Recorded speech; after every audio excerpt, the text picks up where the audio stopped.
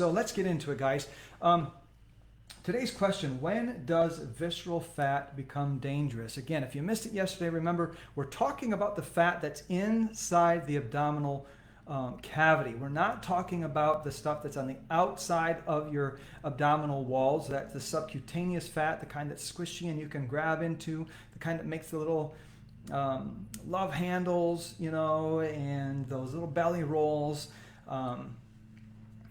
That's not the kind of stuff we're talking about as being dangerous. It's not that you want to have it, because there is a direct correlation between visceral and subcutaneous fat.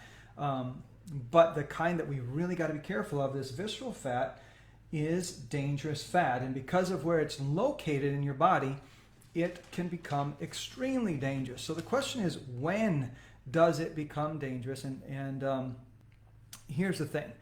Because of the way that the visceral fat works, it is inside your body, on the inside, and everything else that's supposed to be in there is in there with it. This stuff is actually growing, it's toxic to your body, and it's encapsulating all of the organs. So all of your intestines, your large and small intestines, this stuff is being coated and encapsulated inside of this visceral fat. And then it moves up and it's going to get around, all the other organs in there are being affected by this stuff. So because of where it is and because of the way it's encapsulating your organs, it actually is having a massive effect on the way that your body is functioning. And it almost functions as an organ itself, because it releases chemicals into the body. It's not just hanging out there. It is active in the workings of your body every moment of the day as it's building up in there.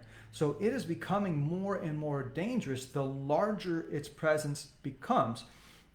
Because of the chemicals that it releases, it's increasing inflammation markers throughout your entire body.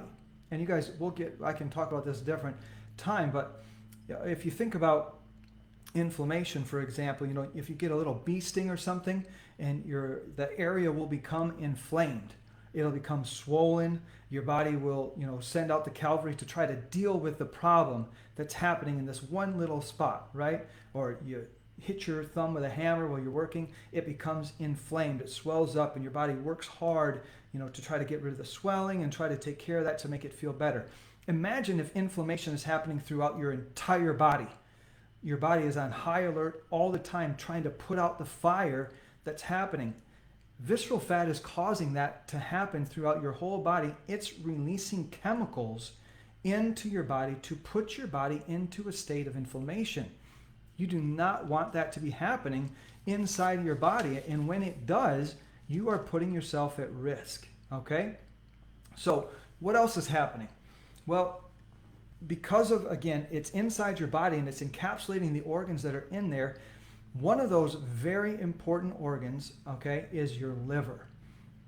Now, visceral fat can actually get into and enter into the liver, and also putting pressure on it from the outside. Your liver then is massively impacted by the visceral fat inside your body. And it taxes and attacks the liver in its function to do what it's made to do and how it's supposed to work to support your system.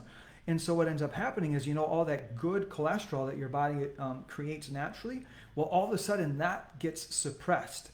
It gets choked out, and the bad cholesterol starts to rise up, and it's increasing your cholesterol levels, right? It's also impacting your insulin and making your body insulin resistant. If you don't know that word, insulin resistance, from the fat that's inside of our body and that makes it inside of our cells, is a cause of diabetes, right?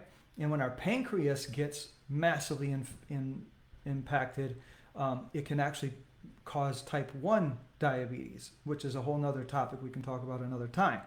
But the thing to remember is that all the organs in your body are being affected and impacted by this visceral fat. And because of that, you have inflammation running rampant throughout your body. So your body is in high alert constantly. You have your liver being affected, which is pushing your cholesterol out of whack completely. That is very bad, but it may not be the scariest part of this puzzle. One of the worst things that's happening is that your cardiovascular system is being affected also, because your heart is a muscle that needs its space to pump and do its job. When you have visceral fat coming in and constricting all of your veins, all of your arteries, and the heart itself, your blood pressure is going to start to go through the roof, right? Blood pressure is on the rise because of the visceral fat that's in your body and the pressure that it's putting all the way around throughout your system, and it's affecting you greatly. These are dangerous, people. This is danger zone kind of stuff that you do not want to be messing with, right? This is bad. So here's the thing. If you have, there's a bunch more markers that we could be talking about, but I'm trying to keep this thing under wraps and just talk about the biggest ones, okay? So I'm getting word that we have bad reception again today, and that I am breaking up, and I apologize for that. I do not know what the deal is with the internet in our area. Yesterday they came, fixed it, tried to get it to work for us. So hopefully you're able to stay with me here. I've only got a couple minutes left today. I'm trying to keep it right around 10 minutes, and to keep it so we can all digest this thing, right? So in the comments for me, if you're following with me, if you're able to watch along with me, just comment there, I saw the sign. If you've seen any of these signs in your own health, right? If you've noticed any of these things happening, I saw the sign, and comment, that's not for me, if you want to avoid all this stuff and get this belly fat under control now. You can type them both. I saw the sign and that's not for me, if you have seen these things happening, but you do not want to continue to see them and you're ready to make a change, okay? So, folks, this belly fat thing, it's not just about having six-pack abs. It's not just about looking good for the summer, summer season, as the push comes from a lot of trainers out there. Get swimsuit ready, look your very best, and that's all good and well. And if that's a motivating factor for you to be at your best health, absolutely go for it. But you should know that the fat in your belly is at a much greater risk than just having to go buy a bigger pair of pants or a different swimsuit because you don't fit into the one from last year. This stuff is affecting you on the cellular level. Remember, it's affecting hormones. So, let's see. It's definitely time to take action. If you were down there and you said, I saw the sign in the comments, which means your blood pressure is already up, your cholesterol is already up, you've been tested, and you know that your inflammation markers are high in your body, these are clear signs that it is time to make a change. So I hope this was helpful in making you think just a little bit more about that fat that's down there around your body, about your expanding waistline, about the tightness of your clothes, and the fact that we're not just talking about the look of the body. This is something to really be seriously considering.